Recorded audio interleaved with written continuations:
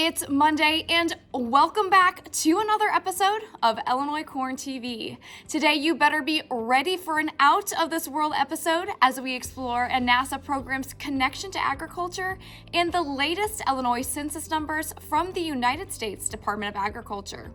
Don't forget to watch until the end for a special feature from the Stotler Girls. You'd better get ready because agriculture is taking flight in a program called NASA Harvest. Brad Doran is the program manager at NASA. He says the agency's work in agriculture dates back to the late 1960s when a crisis in the Soviet Union caused the U.S. to think about global food supply. He says the program's mission of ensuring food security is growing. NASA's work in agriculture is about as old as the NASA as an agency.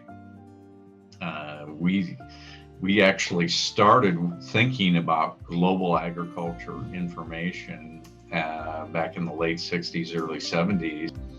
And ever since then, satellite data, you might not see it, you might not know about it, but it's been behind a lot of the data that you see, whether it's in the markets, the data that's provided to help assess food security and to assess food aid. NASA's been there helping provide information that gives us better understanding of the food supply, understanding where we may have crises, and all the way to today. Now, especially with our program that we have in place called NASA Harvest, we're getting more and more integrated with industry, with producer organizations, with local communities, to be able to provide our information in such a way that this information can be used seamlessly and in the background, actually, so that what you see is just better information on whether it's conditions, whether it's water use information, water supply, weather, impacts of storms, prediction of storms and weather events. We're there, we're providing information. This data is so essential because it helps us understand what's going on the ground. There are less farmers and less farmland in production according to the newest census numbers released last week from the USDA. Mark is the Illinois state statistician for the National Agricultural Statistics Service.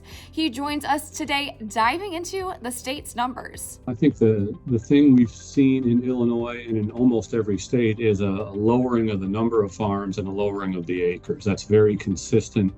Acres down, number of farms down is very consistent across the 50 states, and that's part of a long-term trend. There's nothing new there. I think one of the surprising things for 2022 was the combination of good yields and good prices in Illinois.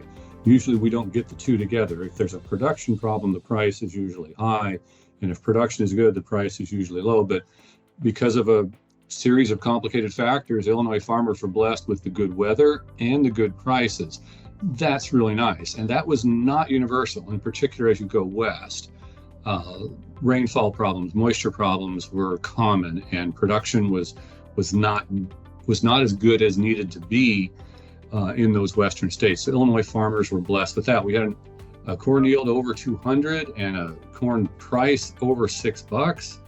That's a nice combination. Now we'll kick it over to the Stotler Girls of Peoria, Illinois.